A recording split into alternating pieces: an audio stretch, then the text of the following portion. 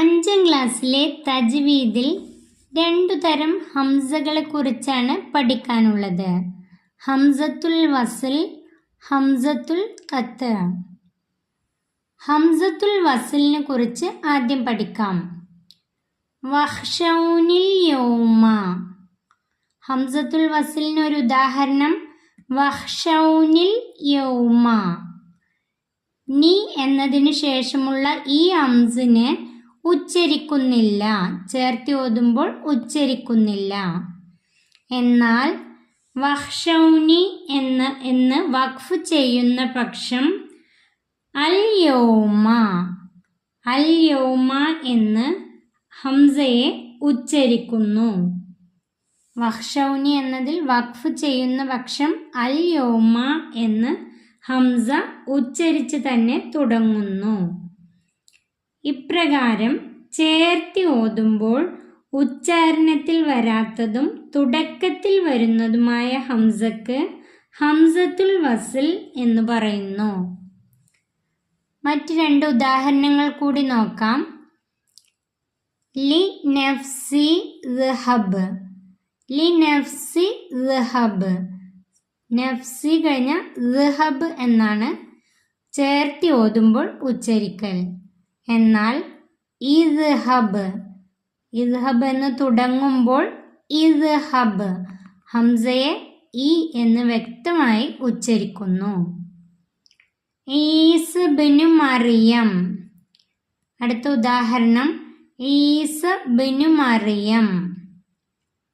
എന്നാൽ ഇബ്നു മറിയം ഈ ഹംസയെ ഇബ്നു മറിയം തുടക്കത്തിൽ ഈ ഹംസയെ ഉച്ചരിക്കുന്നു. നമുക്ക് ഹംസത്തുൽ ഖത്ത് എന്താണെന്ന് നോക്കാം.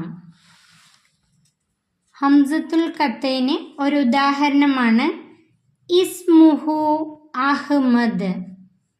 ഇസ്മുഹു അഹ്മദ് എന്ന് പറയുമ്പോഴും അഹ്മദ് എന്ന് മാത്രം പറയുമ്പോഴും ഹംസയെ ഉച്ചരിക്കുന്നു. ഇസ്മുഹു അഹ്മദ് എന്ന് ചേർത്തി വായിക്കുമ്പോഴും അഹ്മദ് എന്ന് പറയുമ്പോഴും ഹംസയെ ഉച്ചരിക്കുന്നു. ഇതുപോലുള്ള ഹംസക്കാണ് ഹംസത്തുൽ ഖത്ത് എന്ന് പറയുന്നത്.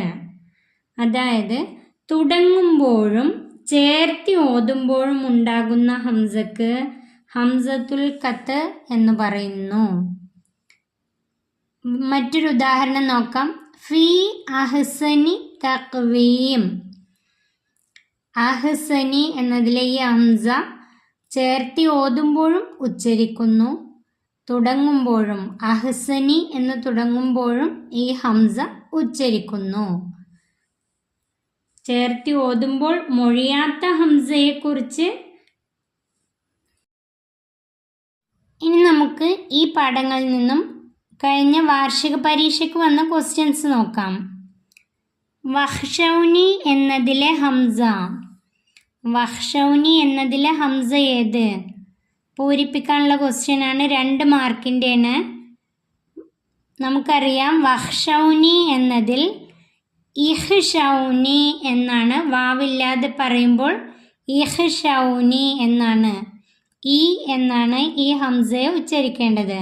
ചേർത്തി ഓതുമ്പോൾ വഖ്ശൗനി. അതുകൊണ്ട് തന്നെ ഇത് ഹംസത്തുൽ വസ്ലാണ്. അതിൽ തന്നെ 2ാമത്തെ ക്വസ്റ്റ്യൻ ആയിരുന്നു ഇയ്യാക നഅ്ബുദു എന്നതിലെ ഹംസ ഏത്? ഇയ്യാക നഅ്ബുദു. അത് ചേർത്തി ഓതുമ്പോഴും തുടങ്ങുമ്പോഴും ഇയ്യാക നഅ്ബുദു എന്ന് തന്നെയാണ് ഉച്ചരിക്കേണ്ടത്. ഹംസത്തുൽ ഖത്ത് ആണ്.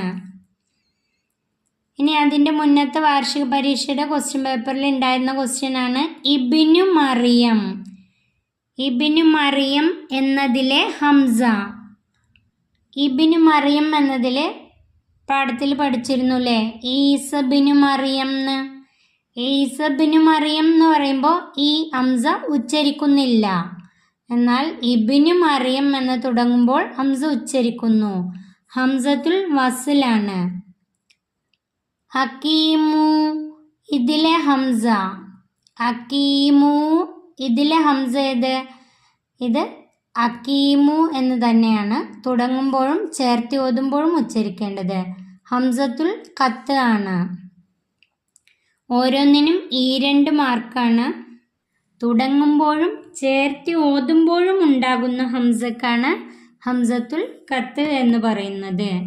എന്നാൽ ചേർത്തി ഓതുമ്പോൾ മൊഴിയാത്ത ഹംസക്ക്, ഉച്ചരിക്കാത്ത ഹംസക്കാണ് ഹംസത്തുൽ വസിൽ എന്ന് പറയുന്നത്. 5ാം ക്ലാസ്സിലെ പ്രിയപ്പെട്ട കൂട്ടുകാർക്ക് ഈ വീഡിയോ ഉപകാരപ്പെട്ടാൽ സബ്സ്ക്രൈബ് ചെയ്ത് നിങ്ങളുടെ കൂട്ടുകാരിലേക്ക് ഷെയർ ചെയ്ത് കൊടുക്കണം.